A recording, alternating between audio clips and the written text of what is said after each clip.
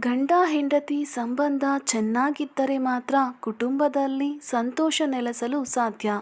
ಗಂಡ ಹೆಂಡತಿ ಸಂಬಂಧದಲ್ಲಿ ಜಗಳಗಳು, ಮನಸ್ತಾಪಗಳು ಸಹಜ. ಆದರೆ ಅದನ್ನು ಆದಷ್ಟು ಬೇಗ ಸರಿಪಡಿಸಿಕೊಂಡು ಮುಂದೆ ಹೋಗಬೇಕು. ಕೆಲವೊಮ್ಮೆ ಸಣ್ಣ ಮನಸ್ತಾಪಗಳೇ ದಾಂಪತ್ಯ ಜೀವನಕ್ಕೆ ಅಂತ್ಯ ಹಾಡಬಹುದು. ಆದ್ದರಿಂದ ಮನಸ್ತಾಪಗಳು ಮತ್ತಷ್ಟು ದೊಡ್ಡದಾಗುವ ಮೊದಲೇ ಸಮಸ್ಯೆಗಳನ್ನು ಬಗೆಹರಿಸಿಕೊಳ್ಳಬೇಕು. ದಾಂಪತ್ಯ ಜೀವನದಲ್ಲಿ ಖುಷಿ ಹೆಚ್ಚಾಗಬೇಕಾದರೆ ಏನು ಮಾಡಬೇಕು ಎಂಬುದನ್ನು ಇಲ್ಲಿ ತಿಳಿಯೋಣ. ಸಂಬಂಧಕ್ಕೆ ಬದ್ಧವಾಗಿರಿ. ಜೀವನದಲ್ಲಿ ಏರಿಳಿತಗಳು ಸಹಜ. ಕೆಲವೊಮ್ಮೆ ಕಠಿಣ ಸಮಯಗಳನ್ನು ಎದುರಿಸಬೇಕಾಗುತ್ತದೆ.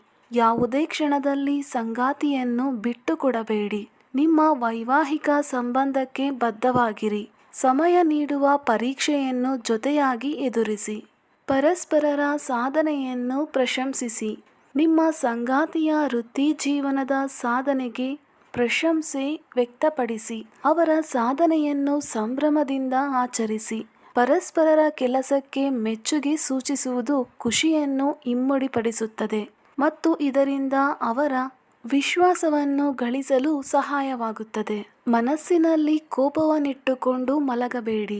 ಸಂಬಂಧದಲ್ಲಿ ಏನೇ ಮನಸ್ತಾಪಗಳು, ವಾಗ್ವಾದಗಳು ನಡೆದರೂ ಅಂದೇ ಸರಿಪಡಿಸಿಕೊಳ್ಳಿ. ರಾತ್ರಿ ಮಲಗುವ ಮುಂಚೆಯೇ ನಿಮ್ಮ ಜಗಳಕ್ಕೆ ಅಂತ್ಯ ಹಾಡಿ. ಮುಂದಿನ ದಿನಕ್ಕೆ ಅದನ್ನು ಮುಂದುವರಿಸಿಕೊಂಡು ಹೋಗಬೇಡಿ. ಏನೇ ಜಗಳಗಳಿದ್ದರೂ ಮಲಗುವ ಮುನ್ನ ಸರಿಪಡಿಸಿಕೊಂಡು ಮಲಗಿ. ಹಾಗಾದರೆ ಮಾತ್ರ ನೀವು ನೆಮ್ಮದಿಯ ನಿದ್ದೆ ಮಾಡಲು ಸಾಧ್ಯ. ಸಂಭಾಷಣೆ ಅಗತ್ಯ. ದಂಪತಿಗಳಿಬ್ಬರು ಜಗಳವಾಡುವ ಸಮಯದಲ್ಲಿ ಒಬ್ಬರು ಮೌನವಾಗಿರುವುದು ಉತ್ತಮ. ಬಳಿಕ ನಿಮ್ಮ ಸಂಗಾತಿ ಏನಾದರೂ ಕೋಪ ಮಾಡಿಕೊಂಡಿದ್ದರೆ ಪ್ರೀತಿಯ ಸಂಭಾಷಣೆಯ ಮೂಲಕ ಕೋಪವನ್ನು ಕಡಿಮೆ ಮಾಡಲು ಪ್ರಯತ್ನಿಸಿ. ನಾನೇಕೆ ಮಾತನಾಡಲಿ ಎನ್ನುವ ಅಹಂಭಾವವನ್ನು ಬಿಟ್ಟು ಸಂಬಂಧ ಕಾಪಾಡಿಕೊಳ್ಳಿ. ಸಂಗಾತಿಯ ಸಹಾಯಕ್ಕೆ ಮೆಚ್ಚುಗೆ ವ್ಯಕ್ತಪಡಿಸಿ.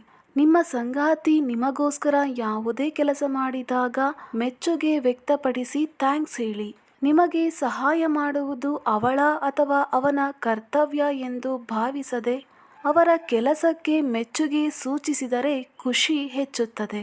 ಹಣಕಾಸಿನ ವಿಷಯದಲ್ಲಿ ಮುಕ್ತವಾಗಿ ಮಾತನಾಡಿ. ಹಣಕಾಸಿನ ವಿಷಯದಲ್ಲಿ ಹೆಚ್ಚಾಗಿ ಮುಚ್ಚುಮರೆ ಮಾಡಬೇಡಿ. ನಿಮ್ಮ ಹಣಕಾಸು ಸ್ಥಿತಿ, ಹೂಡಿಕೆ ಮತ್ತು ಭವಿಷ್ಯದ ಯೋಜನೆ ಬಗ್ಗೆ ಮುಕ್ತವಾಗಿ ಅಭಿಪ್ರಾಯಗಳನ್ನು ಹಂಚಿಕೊಳ್ಳಿ. ಈ ವಿಚಾರದಲ್ಲಿ ಹೆಚ್ಚು ಮುಚ್ಚುಮರೆ ಮಾಡಿದರೆ ಅನುಮಾನಗಳು ಬೆಳೆಯುತ್ತವೆ. ಪ್ರತಿದಿನ ಜೊತೆಯಾಗಿ ನಗುವುದು. ಉತ್ತಮ ಸಂಬಂಧ ಹೊಂದಬೇಕಾದರೆ ನೀವು ಪರಸ್ಪರ ಸಮಯ ನೀಡಬೇಕು. ನಿಮ್ಮ ಸಂಗಾತಿಯ ಜೊತೆ ಸಮಯ ಕಳೆದಾಗ ಅವರನ್ನು ಹೆಚ್ಚು ಅರ್ಥ ಮಾಡಿಕೊಳ್ಳಲು ಸಾಧ್ಯವಾಗುತ್ತದೆ. ಜೊತೆಗೆ ಹರಟೆ ಹೊಡೆಯುವುದು, ಹಾಸ್ಯ ಮಾಡುವುದು, ಜೊತೆಗೆ ನಗುವುದು ಮಾಡಿದಾಗ ಮನಸ್ಸಿಗೂ ಖುಷಿ, ಸಂತೋಷ, ಸಮಾಧಾನ ಸಿಗುತ್ತದೆ. ಉತ್ಸಾಹ, ರಸಿಕತೆ ಇರಲಿ. ಯಾವಾಗಲೂ ಉತ್ಸಾಹದಿಂದಿರಿ. ರಸಿಕತೆ ಕೆಲವು ವರ್ಷಗಳಿಗೆ ಸೀಮಿತವಲ್ಲ.